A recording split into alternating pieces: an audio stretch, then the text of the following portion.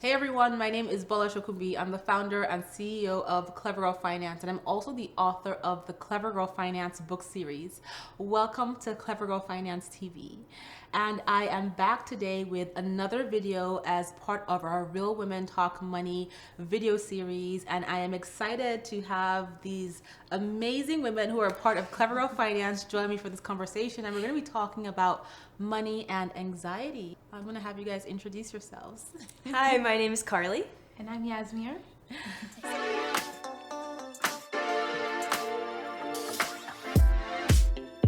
So let's talk about what makes us anxious about money, because a lot of people feel anxiety when it comes to money, especially when things are not going right or we don't know what decision to make. So what makes you anxious about money?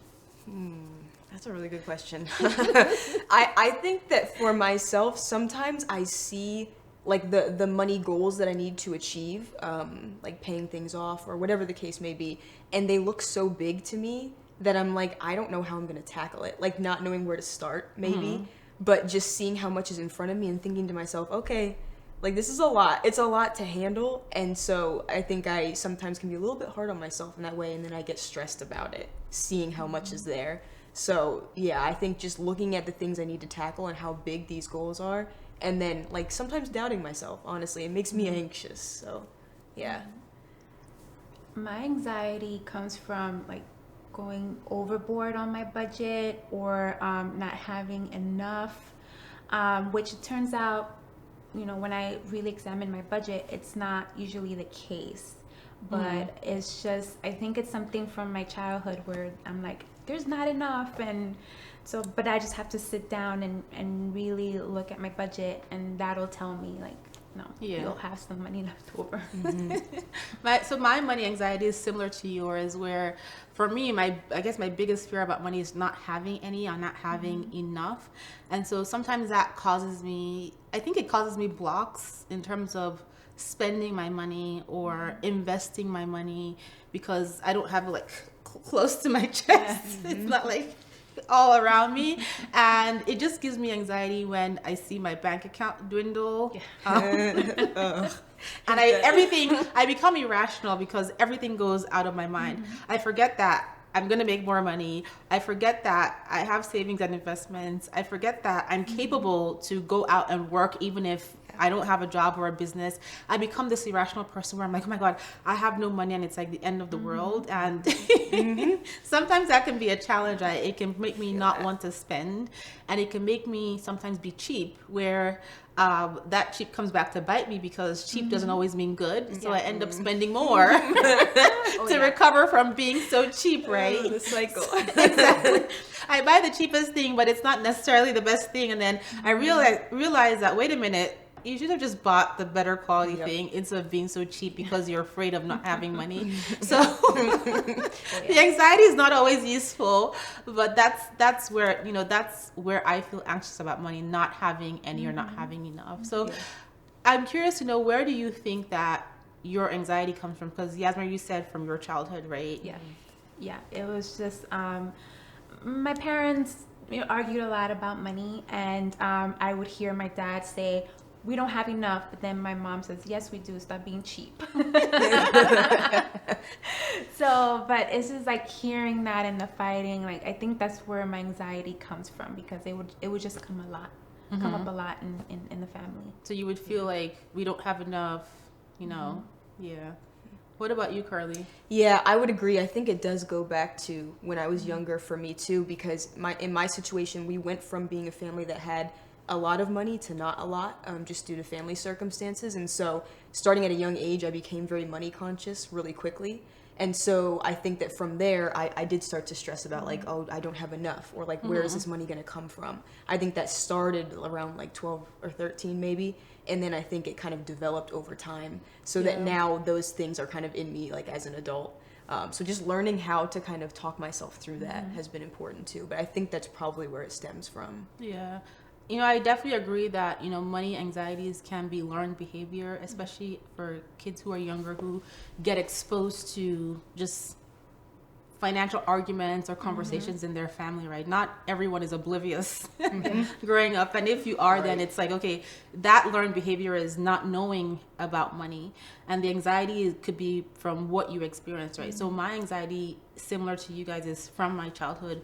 And this was me watching my mom just counsel friends or encourage friends who would come to our house and just tell her, you know, they want to leave an abusive marriage, they want to pursue a dream, they've lost their spouse, unfortunately, but they have no idea about the finances, and so they don't have any options. They don't know what to do. They have to stay in the abusive marriage. They cannot pursue that business dream. They, you know, they're just stuck with nothing because their husband's family has come in and taken over everything now that he's gone. And so that idea of not having options because you didn't have money was something that always stuck with me. Like, I never wanted to be those women, and my mom never wanted to be those women. Like, she would encourage her friends, but she decided that, you know, when my mom got married, she was a high school diploma. She only had her high school diploma, and after she had 4 kids and she started seeing these things happening with her friends, she's like, no, I'm going to go get an education. I'm going to go to college so that I can have a degree and get a job and earn my own money, so that I'm never in a position where I don't have an option, right? So where I don't have my own money. So that's where I get mine from, where, because I'm like, I can never be broke. I don't ever want to be broke because I don't ever want to not have options. And I'm like, well, I can't spend this money because if my account goes down to this, then I become that irrational Bola. Yep. Yeah. Right. So money anxieties can be challenging. And I think for many people, they keep the anxiety to themselves, and it keeps them stuck where they don't save, they don't invest, they don't pay off their debt. They just go with the day-to-day motions. Like, the bill comes to you and you have to pay it, but that's all you do, right? Because you're so afraid of whatever it is, and it could even be afraid of dealing with money, right? So for us, it's like not having enough. For you, it's being money conscious, but some people are just afraid to even open up their statement or look at their bank account, and that also ties back into money anxieties as well. Yeah, definitely. And I think even just vocalizing that you might be struggling with it, even just putting it out there and acknowledging it, is such a good step in the right direction. I know that's what it took for me, was just admitting like, hey, I need to start somewhere and I don't know where to start and I'm kind of anxious, but here it is, like, this is where I'm at, and that helped a lot. And that's perfectly fine, right? You don't have to, it's fine to share your anxieties. It's fine to talk about them, whether it's with your family, your friends, with a therapist, whoever. There's no shame, right? Because once you can get it off your chest, then you can create the space for yourself to move forward and start to make progress and start to create the plans and start to find ways to tackle those anxieties. You know, my husband would look at me when I would be telling him all that nonsense. I have no money. I'm so broke. I can't buy this. And he's looking at me. He's like, aren't you getting paid tomorrow? What is You're good. It's okay. Calm down. I'm the type that I'm open. I'm an open book, because I know that I'm not the only one struggling with my finances. I share as much as possible with others, and then that helps others open up about, oh yes, I thought I was the only one going through that. So I share if it helps others. And I love the fact that you share. I think we're in this day and age where everybody's so caught up in perfection for social media. Like, your life has to be perfect, and it's okay to be vulnerable. It's okay to say, I'm afraid of this thing around my finances. I'm struggling with this thing around my finances, right? You could be earning a lot of money. You may have no debt. You may have tons of debt. You may have no savings. You may have tons of savings. Everybody at different stages of their finances and their financial journey has some sort of anxiety about money. Like, you know, I think if the pandemic taught us anything, is that things can change overnight and all your plans can pretty much go to hell, and it's okay to have those conversations about what you're afraid of. But I think it's also important to find ways to buffer yourself so that you can help yourself manage those anxieties. So you're afraid of not having any money. Are you saving? Are you investing? Are you trying to find a job that can pay you, or are you trying to find a better paying job, or start a side hustle to bring more money? And what actions can you take to kind of take control of your anxiety, so that when those voices come up, because they will always come up, you can be like, you know what, I'm afraid of being broke. I'm afraid of not having any money. But you know what? I just found a new job and I'm going to start saving money. Or I just put $1,000 in my emergency savings account. Or I've been investing for 5 years and I can see the returns on my investment. And imagine if I do this for another 20 years. Like, giving ourselves some control over that anxiety can help us manage it much better. Yeah, absolutely. I totally agree. I think that helps me too. Is like I focus on the things that I can control. So it's just saving money and investing and knowing that this is temporary. Exactly. I tell that to many people when we talk about like our money anxieties, that it's temporary, and I had to teach myself that. Yeah. So it's something that I remind myself when those anxieties come up. That mental note that you have to take to remind yourself, that mental block that sometimes comes up, talking yourself through it, that's really helpful.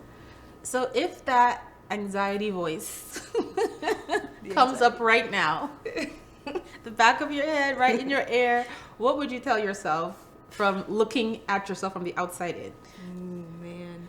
I think I would first tell myself to take a deep breath and calm down, because I will jump to the next conclusion real quick. I will be jumping conclusions. So just tell myself to calm down in the moment, because I might be overthinking and projecting things that aren't true. So just tell myself to calm down, take a breath, and regroup. I think that's what I would tell myself. What about you, Yazmir? So I get a lot of negative thoughts running through my mind, and I have to stop and tell myself, is this something that you would tell your best friend or your sister or someone that you care about? Would you say these things that you're saying about yourself to them? No. So I try to give myself grace and try to push through. Yeah. I always remind myself to reflect on the progress I've made and reflect on my accomplishments. And sometimes they're massive and sometimes they're very, very tiny. And that just helps me put my anxiety in check. When I start doing the I can never, I will never, that kind of negative talk, I'm like, but I have, but I did, right? And that just helps me stay motivated. It helps me quiet down that anxious talk. And then I also tell myself to calm down because Sometimes you got to. Sometimes you just like, listen, girl, get your life. You got this. Put yourself together. It's Be okay. quiet. Some people have to say, you know what, Bola, shut up. Just It's one of those days. Sometimes you got to. Well, I hope you guys have enjoyed watching this video and this conversation around money anxieties. If you have, please don't forget to hit the like button, tell all your best girlfriends about Clever Girl Finance, and be sure to head on over to Instagram at Clever Girl Finance to follow us there. We also have over 30 plus completely free courses on our amazing website at clevergirlfinance.com, and we would love to have you join us. Thanks for tuning in, and we'll catch you next time. Bye. Bye.